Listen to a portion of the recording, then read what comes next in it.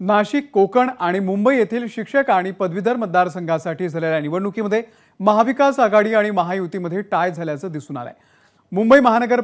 मुंबई पदवीधर मतदारसंघामध्ये विधान परिषदेसाठी झालेल्या निवडणुकीमध्ये शिवसेनेमधल्या ठाकरे गटाचे उमेदवार अनिल परब यांचा 26,000पेक्षा अधिक मताधिक्याने विजय झाला।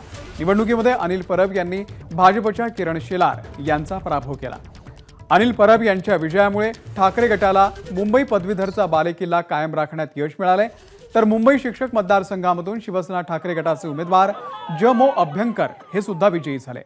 जमो अभ्यंकर यांनी शिक्षक भारतीच्या सुभाष मोरे यांचा पराभव केलेला आहे, तर कोकण पदवीधर मतदारसंघामध्ये चा जो गड आहे तो भाजपने कायम राखलेला आहे। या मतदारसंघामध्ये विद्यमान आमदार निरंजन डावखरे पुन्हा विजयी झाले। डावखरे यांनी काँग्रेसच्या रमेश कीर यांचा पराभव केला।